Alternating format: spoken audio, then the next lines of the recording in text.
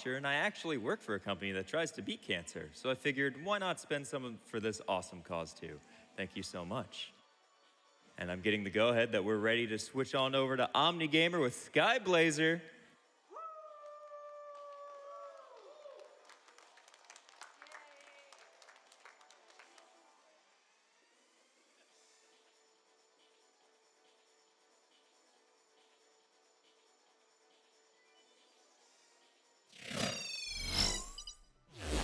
All right, good morning, everybody.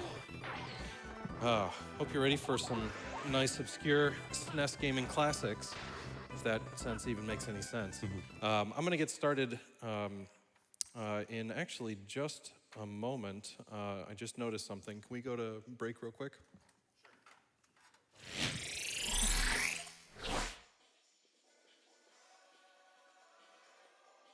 Hey, how's it going? Gosh, these speedruns are going fast, aren't they?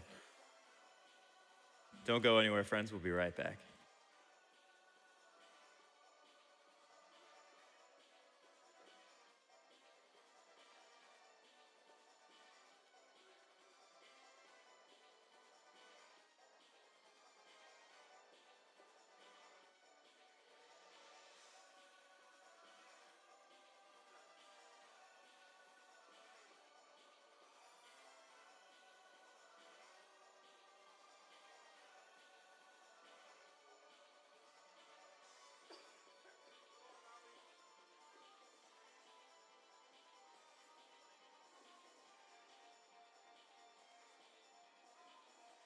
We have $5 from Take a Brawly. I want to thank that random guy who worked in a Welsh game shop who suggested I watch GDQ around 4 years ago. I've watched it every single year since. Looking forward to the next 10 years of GDQ. Thank you, Welsh guy, and thank you, Take a Brawly.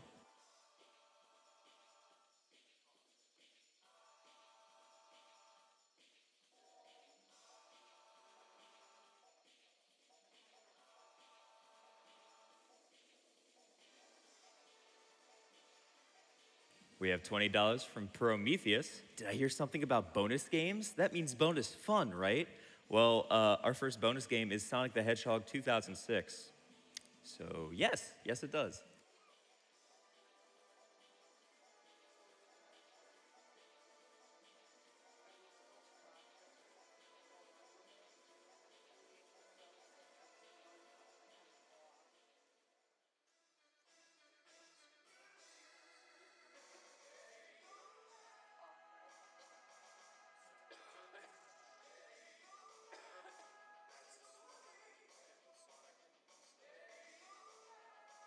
$25 from Silvermoon 9000. Good morning, Liz. Good morning, GDQ.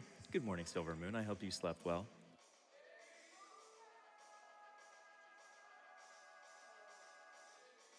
I also hope you all slept well, by the way. All right, we are now ready for Omnigamer with Skyblazer. Give it up, friends. All right, I think we're all back and ready to go again. So yes, Omnigamer. Hello, everybody. Good morning. It's very nice and pleasant down here in Florida. Pretty good change from previous years. And this is actually Skyblazer's third appearance at a GDQ. I'll try to represent it as best as I can. I've got Blechy here on the couch, and we're going to be kicking this out of the park.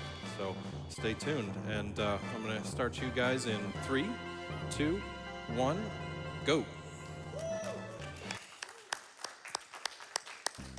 All right, so first stage, there's not a whole lot to go on here, but the main thing is I am going to be taking damage. It is all intentional, and you'll see why at the very end.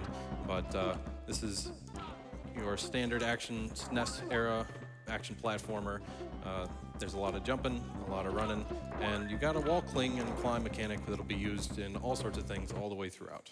But this is the whole reason I took damage in the start, and we're just going to let this cutscene play out. And from there, we've got text for another minute or so.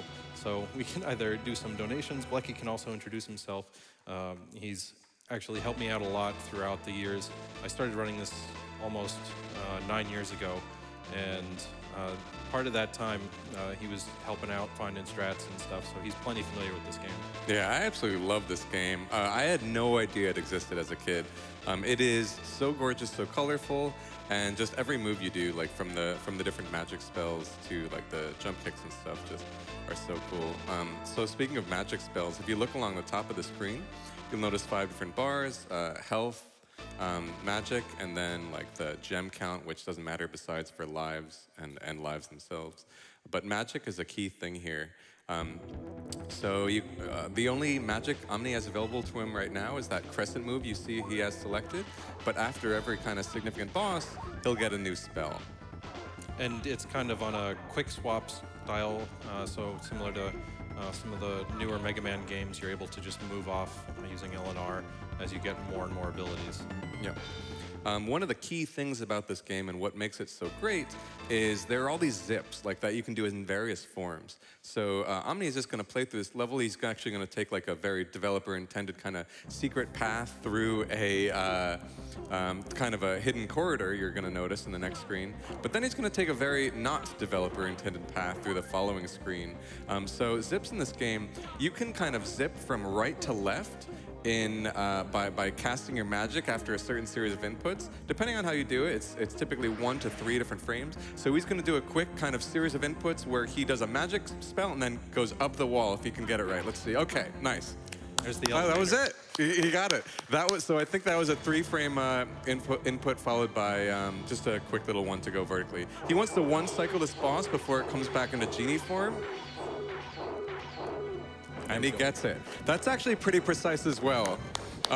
So if you leave that boss too vulnerable for too long, then he actually is going to come back into genie form, go through a quick little invulnerability period, and then be back to it. Yeah. The pacing of this game is a little broken up. Like pretty much you'll have a boss stage and then you'll have an intermediate stage without a boss. This is one of them, and it's an auto-scroller. I've tried to make this interesting in any number of different ways, but at the end of the day, there's still some amount of lag reduction that needs to happen here, so it limits my options. But enjoy as I just go through and try to kill as many things as possible as soon as possible. While we enjoy the scenery, I guess we can go into a bit more detail about zips. Omni, do you want to describe that since we're going to be seeing it so often? Well, it's actually, like he was saying, it's actually fairly restricted. So it's not like I can just zip freely wherever I want. There's usually a couple minor conditions. And the fact that I can only go from right to left is pretty significant. So most of the stages are arranged left to right. So that's not a major help. But I can also go vertically. So any vertically scrolling rooms, so long as I can get to a wall, pretty reasonable to work with. And that's actually part of the interesting routing choices in this game is like, I don't have a freebie, I'm just gonna zip to the end of the stage all the time, and so I have to be creative about where and when I use it. Yeah, you're gonna be seeing it again here. First, just quickly, he just defeated a boss, so he got a new Comet spell. That is probably the key defining magic of this game. You're gonna see him use it right here to actually, he's gonna go in and out of this door to just reset an elevator cycle. So that he can kind of make sure that he makes that rather than having to wait. So that actually saves time doing that. Shortly after, we're going to see a zip. Not quite like the one you saw before, but he's just going to stuck in a wall here, take damage to those spikes intentionally, and then continue up. That's actually pretty hard as well. So the idea there is that he actually has to time it so that he doesn't get crushed by those crushers you saw only briefly going left to right. But yeah, I mean, you're gonna see zips like that throughout the game. And then he's gonna be doing another one coming up here, very similar to the one you saw in the Fire Temple, where he just goes straight left into the wall and then straight up. He got it, and he got it again. Well done. So the idea behind this boss, I mean, bosses can take damage in various different ways. They can have kind of the standard damage table, which is for every punch you do 1 damage, for every kick or jump kick you do 2 damage, and then for every spell you do 4 damage. But certain bosses kind of can work in different ways, and this one actually works in a way where it just takes straight up a set amount of hits. Doesn't matter how you deal the damage. So after it does every rotation, then Omni just hits it once, doesn't matter how, and then he just waits for the boss to rotate around the screen. And this is actually kind of a showstopper boss for a lot of people when they're first playing, just because like there are some inconveniences in how he's set up, and you got to crouch in the corner, and figuring that out actually stops a lot of players, and they have to go through it several times to figure it all out. Yep. Something else that you'll see again and again is every time I kill a boss, I'm trying to stay as close to the center of the room as possible. The easiest way that you can consider that is the classic Mega Man games, where you try to get close to the center of the room so you don't have to walk to it as part of the cutscene to get out. It's kind of the same concept here, but in this case, I need to be both vertically centered and horizontally centered in a room. And a room is also a little bit ambiguous, but just for the most part, consider that I'm going towards the center of an optimal location anytime you see me beat a boss. As for this screen, so Skyblazer does have a bunch of auto-scrollers, but there's always kind of little ways you can save time. For example, here, rather than go all the way through and avoid these mines that are coming up, you actually want to position yourself at the bottom of the screen, get hit by a mine, and that, because you're at the bottom of the screen, it's going to kind of drag you off the screen, and you can go off the screen as quickly as possible. But not only that, you can kind of see these gems are getting bigger and bigger as they come. You want to position yourself so the mine hits you right as kind of at the ideal spot, so that it doesn't kind of grow on the screen anymore. Just as soon as it's there and you're at the bottom as much as possible. Yeah, and I have some visual cues to help me line that up, but it's not... when you're moving around, there's some additional things that are happening that kind of make it so that you can't move precisely. So you can see how important using comments has been so far. Omni's been using them quite a lot. This next level has a bunch of different like horizontal areas, so you really want to be commenting. But especially for this one, Omni is going to be doing, like, for example, he's casting this magic very specifically there so that he gets 2 magic refills right there. You're going to be seeing magic refills throughout including on the next screen. You're going to be seeing kind of these specific magic drops. So this one's a 3-frame window. He got that one. He wants to see one more 3-frame window coming up, hitting this guy, and he got it. He knows just right there, so good job.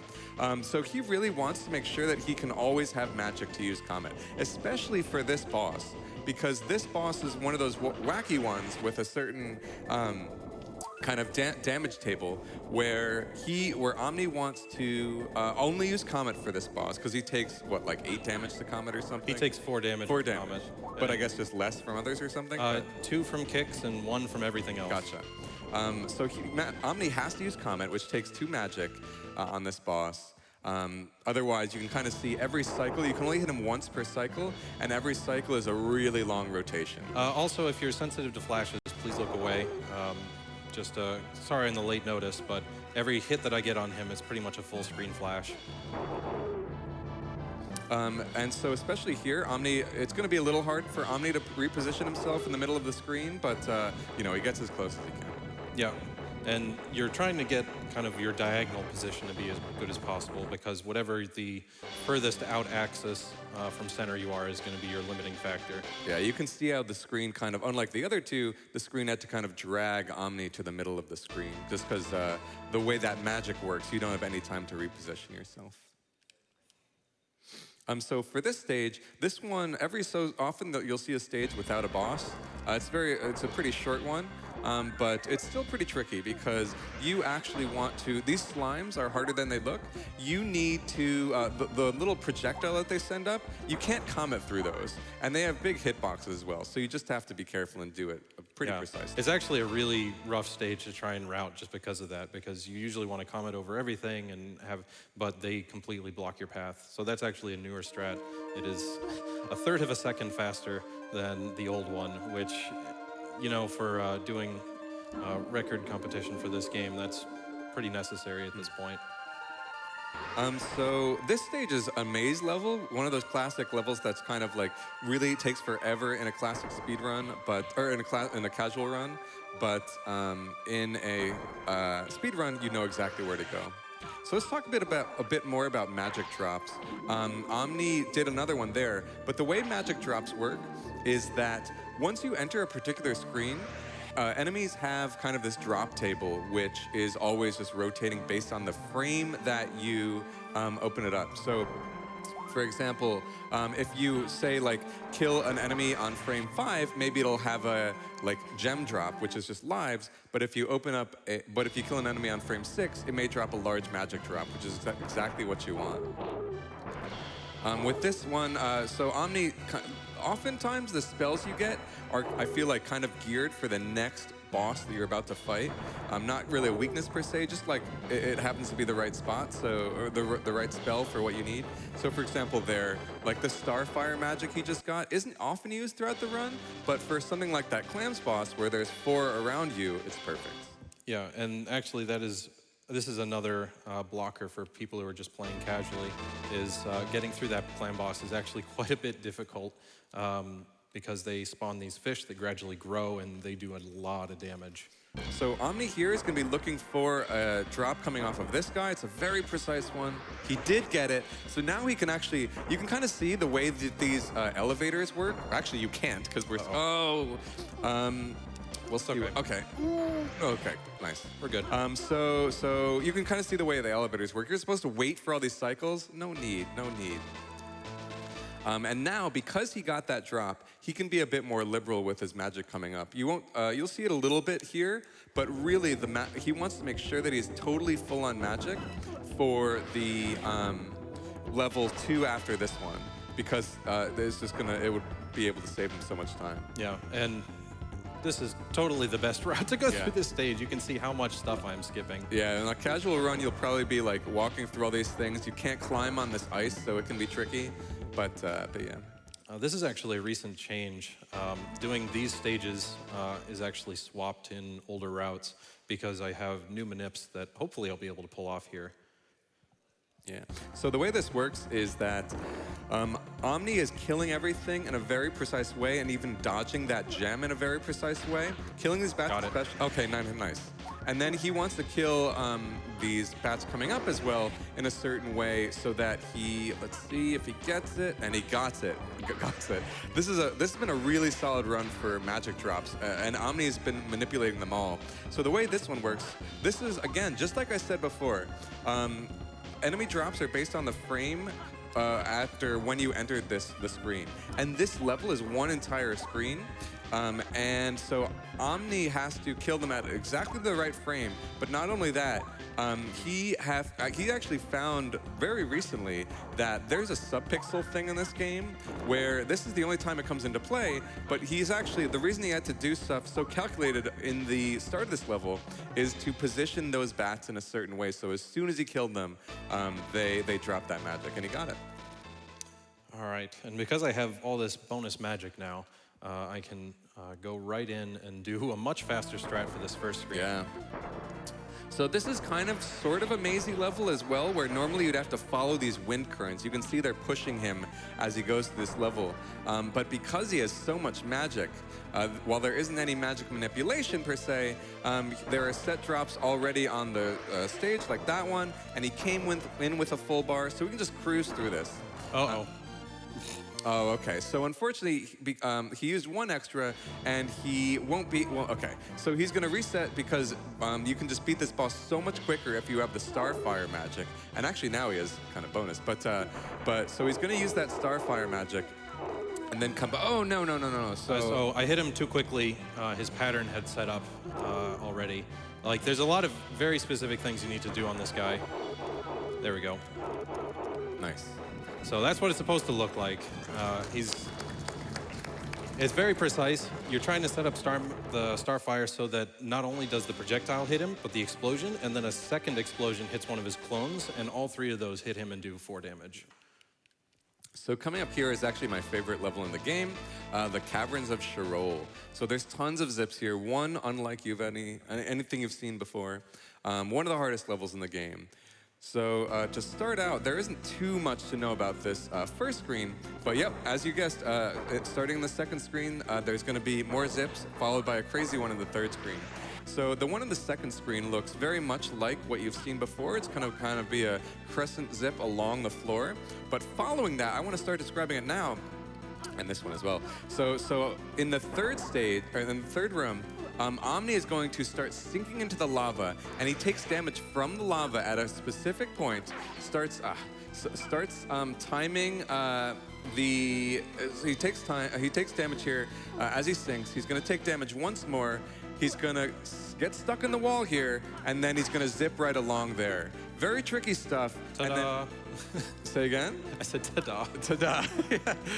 And then one more magic manipulation here, followed by a very difficult boss. This boss has 4 different ways he can position himself, or 4 different kind of actions. If you're positioned just the right amount of space away, he's going to jump like that. And if you're positioned even closer, he's going to throw these apples instead. One miss there. So Omni's going to see 1 extra cycle. And now it's actually quite difficult to position himself because of these platforms. So basically, Omni has to do these very precise jumps to follow up. I think he's going to have... especially when he's up there, it's really tricky to kind of catch him, but yeah. He finished him. It feels bad finishing a boss with magic left over, but we recovered enough. Yeah. So yeah, as you can see, there's kind of all different ways you can zip in this game. And then this next screen, you're going to see even more. So especially in this, so a quick little middle ground stage. It's a very quick one. It's supposed to be another maze stage, but there's just a secret exit you can take. And so no tricks in this one, but just because we know that there's a secret exit in this kind of like hidden like doorway there, Omni knows that he can just, that's the fastest way. Something that I don't think we've discussed yet is there's buffering in this game throughout, and basically it means as you're entering a screen, there's 1 frame that it'll take your input if you're just holding. So I can preload magic to start the exact moment I'm in, and there's no guesswork involved that way. That actually helps a lot with magic manipulation as well. So this next Crusher screen is another really tricky one. This is, I think, like a 3 to 4 frame window. He got it, and then he's going to have a quick... he's just going to be traversing this very carefully so that he doesn't get crushed. It's instant kill. Let's see. Oh, a quick little mess up there. He just has to be very careful. I'm not going to. Yeah, that's smart. So he actually found recently that if you climb up the wall, just like he did there, ooh. So everything is going wrong. I'm sorry. This is a difficult screen, but you get another chance to show it all off. So we're going to start off with that very precise window to get up there, followed by just this series of jumps, and then coming up is he's going to be killing the slime. And then he kind of takes damage from this next slime in a particular way, the next one, so that he can be crouching and not take damage from the wall.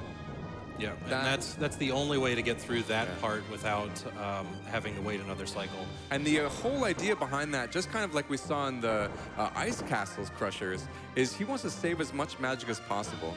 I actually shouldn't have done a second comment there, but we'll be fine.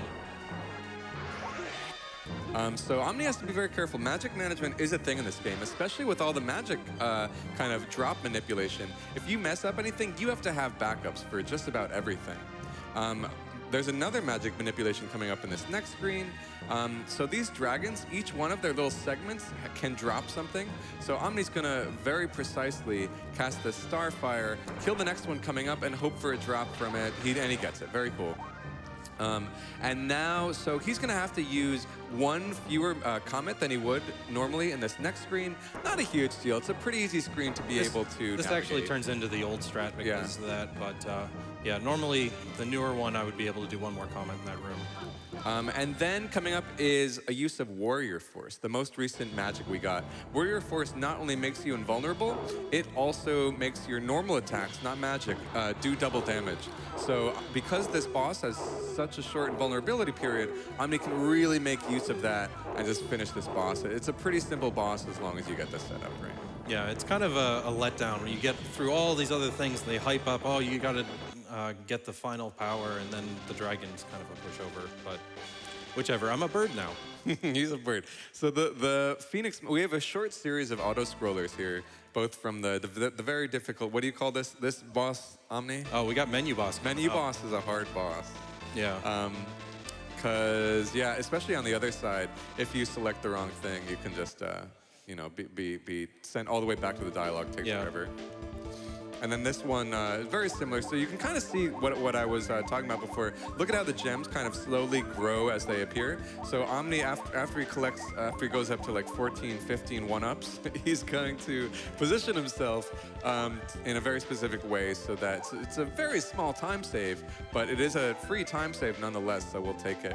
And he just wants to get that mine to hit him coming up as early as possible while he's as close to the bottom of the screen as possible, so that he only has to kind of slide down the screen a little bit. So let's talk about the Phoenix magic you just got. It's the final magic of the game. It does cost 4 magic, where you only have 8 magic bars. So it does cost 4 magic, but it kind of turns you into a Phoenix for a while. You may ask, why didn't he just fly all the way to the bottom, to the end of the level, or to the end of the entire game? I don't know, but You wanted to use sky suits yeah, more. indeed. So this is what the Phoenix magic looks like. Omni's going to be able to kind of refill his magic by the end of this screen. But yeah, so Phoenix magic does a whole lot of damage. You can usually get in several hits as Phoenix form before it ends, which is very convenient for some of these bosses, because we're going to be seeing refights coming up. And because unlike with the main series of bosses, you don't get magic refills. I mean, well, you get a bit of magic refill, but you also want to be using comets between these different bosses. So Omni's going to be mapping out these boss strats very carefully. Some of them will be the same, some will be different, especially now that he has Phoenix. Like this first boss, which is that genie boss we saw early on, is a free kind of kill with Phoenix. Mm-hmm. Something else that we haven't really talked on yet is that this game kind of has one of those cursed lineages as far as North American releases of various NES games. This is actually one of the few games that has just as kind of its entire main backdrop Indian religious symbols and so on. So they actually censored that for the American release. The original Japanese version, Karurao, covers, I don't believe it's an actual full story, but it's a bunch of various figures. So Sky here, the main character, is Garuda in that. The old man, I think, is Krishna. The sorceress who gets kidnapped at the beginning is Vishnu. And then Ashura is Ashura. And then I don't know, I think Raglan's made up, but we'll find out. Yeah, so I think, do we see all the bosses with the exception of Storm Fortress, maybe? Correct. So for some reason, that one was left out. Omni pulverized him too hard. Yeah, he's not coming back. But otherwise, we see all these bosses. And they're all the same, but like I said, I mean, now that Omni has Phoenix magic, some of them are going to be a bit different. Coming up, we have the Ice Castle boss. Again, be mindful of the flashing screen here. So same idea here. Because he, for whatever reason, takes 1 damage to just about everything else. Actually, so Starfire also deals the same damage as Comet. Now that Omni has it, he can use it. But the challenge here is that if he chooses to use Starfire, he just has to make sure that none of them miss. Yeah, and as his cycle gets faster and faster, it's harder to position yourself in time because there's a lot of startup to Starfire, so I basically have to commit to it really hard. Yeah. Coming up is the clams. Omni's going to have full magic as usual for these clams, and now that he has the Phoenix, it's once again easy, and it moves even quicker than, because Phoenix deals kind of twice as much damage as the Starfire movie used, each clam takes 2 hits instead of 4, as was the case before. Yeah, much more simple of a task of just going around with Bird. There's still some room for error there, but pulled it off just fine that time. And finally, Dragafin, as Omni calls him. Here, he once again takes double damage from Phoenix, so Omni wants to use Phoenix, but because his position matters so much, the initial setup can be a bit tricky, but he got it without a problem. Yeah, so like all of the different moves that he has are only used depending on your position relative to him. So just getting through with exactly the right positioning is pretty critical. Yeah.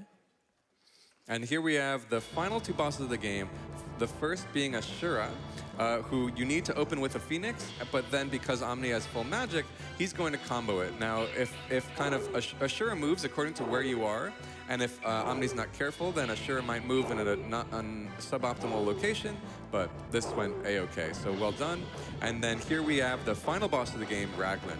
Now Raglan, like that tower boss that rotated around the screen, doesn't take like specific damage, he just takes a straight up number of hits. So Omni is always going to be using just his normal punches because he wants to save his magic for the heal spell, which not only heals his health, but also kind of freezes him in the air for a moment. And Omni's going to be using that so that he doesn't take damage from lasers. Omni only wants to be taking damage here from Raglan's kind of face, rather than the flames which go along the bottom, and rather than Raglan's laser. So every time Omni takes damage, he wants it to be from Raglan's kind of face. So this is going to be pretty intense as he just makes sure that he only takes damage. Because as you see when he finishes up, he's going to have only one extra kind of health bar. So he has to be really careful here. So now he's down to 1 health. He jumps, times that heal very precisely, and does that. You can actually see Raglan is very slowly kind of rising up. He only does that when he's vulnerable, and he actually always does it a little bit. But every time he rises up more than a bit, you can kind of see that Omni might have messed up. But he's been playing it a-okay here, and it's been great. So this is the last hit, Done. and that's time. All right. I'll take that. Yeah. Yeah, that was a really good run, man. Huh. Just a few minor instances of not so great, but you got to see everything.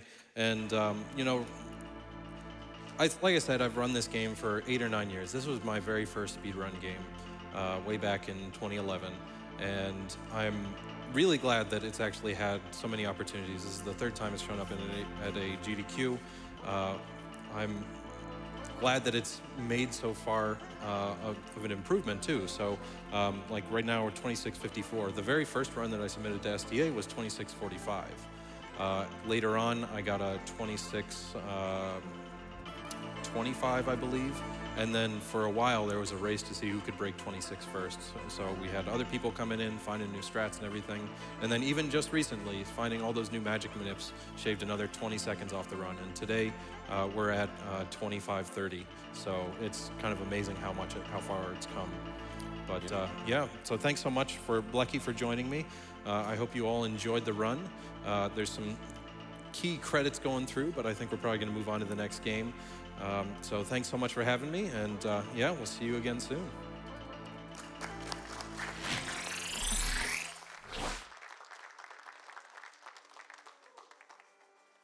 That was an incredible run, Omnigamer. Thank you so much.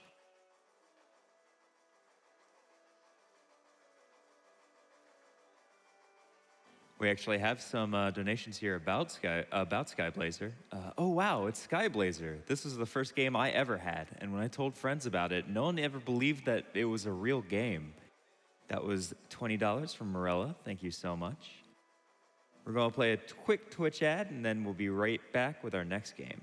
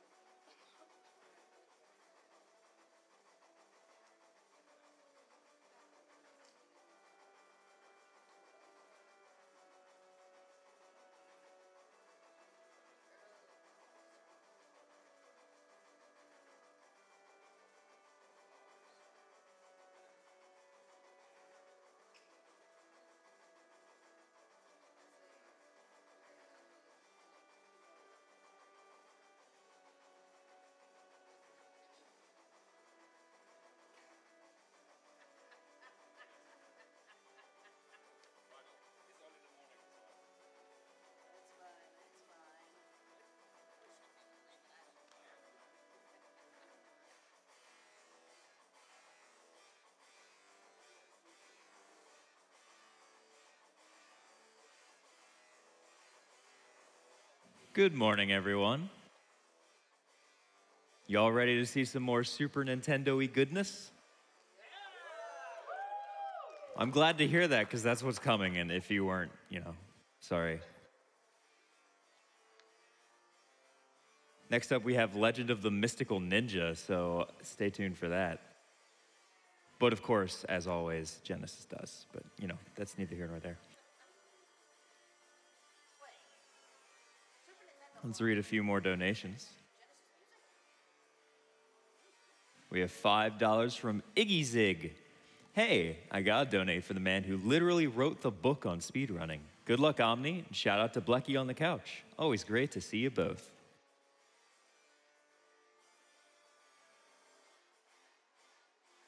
$15 from Smiley167. Woo, excited for Skyblazer, baby.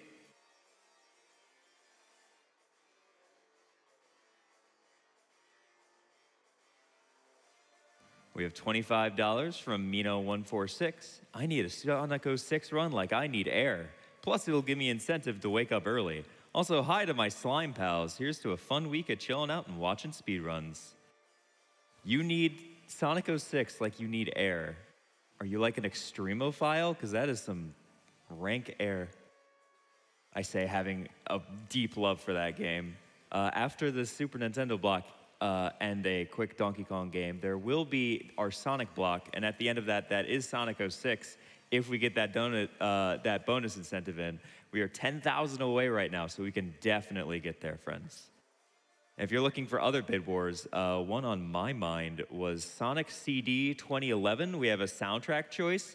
Currently, the Japanese soundtrack is beating out the US soundtrack, when the US soundtrack is clearly superior, so I think we need to fix that.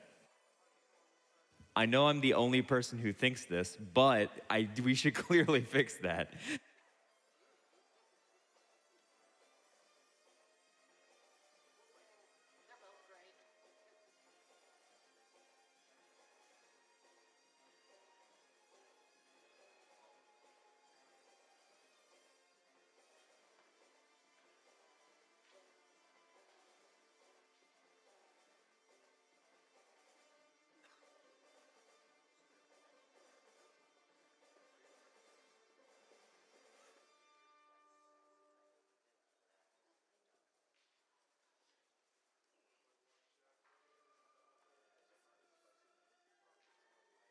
$10 from Radical Edward 127. Thank you, Omni, for a wonderful run to wake up from my childhood.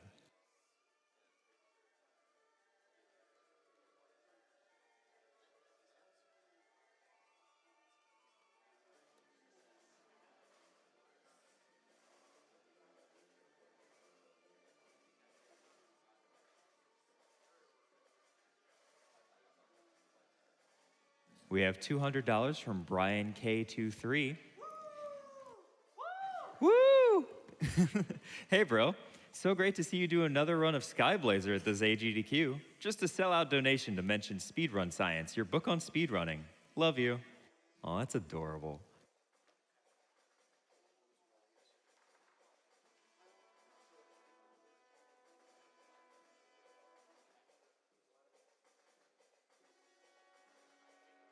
$25 from Mick Jazzhands. I've never heard of Skyblazer before now, but I love just how it reminds me of Hook, and it's always a treat to see something new.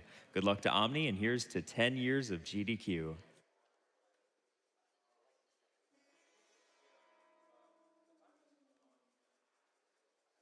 $500 from Henchman 2896.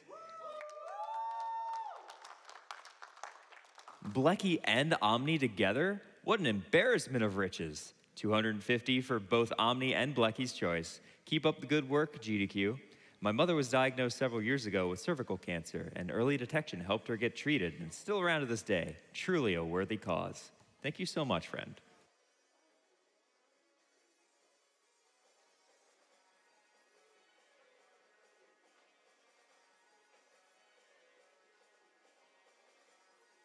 We have $100 from Green Intern. Get a load of this. It's my OC, Horrible the Goose. Excuse me. This incentive goes towards the Sonic 06 Silver Run. Honk. Thank you for making me do my Eggman impersonation on stream. That was very kind of you.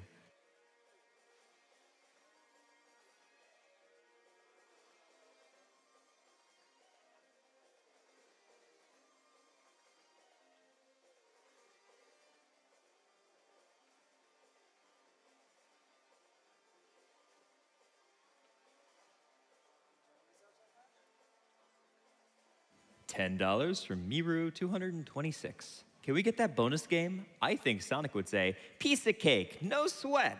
So let's make it happen. Greetings from Finland.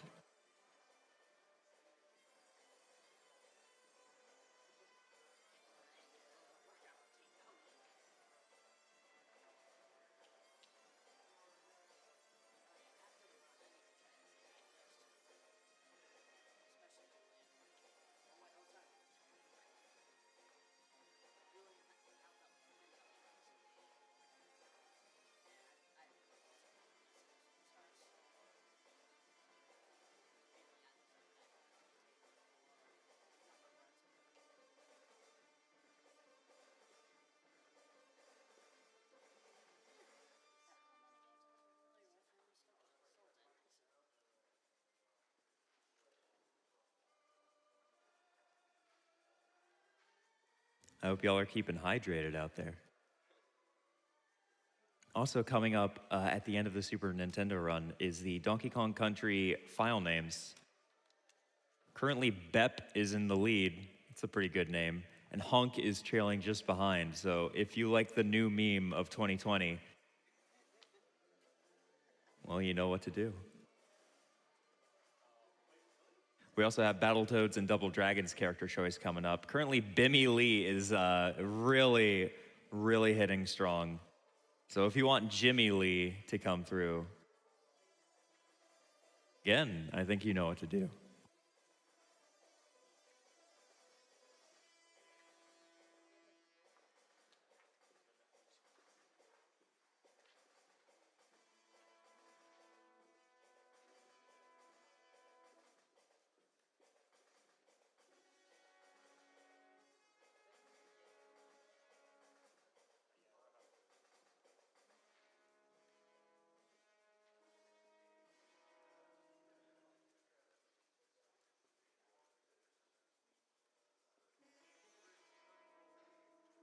We have $50 from Kaggledon.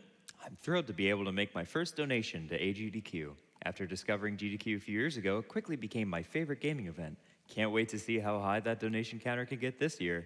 Thank you, friend.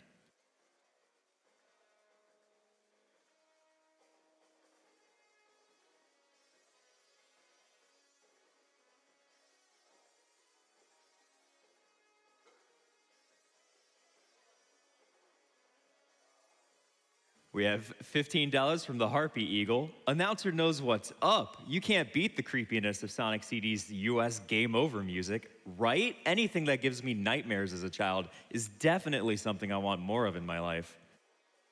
Just endless cackling laughter.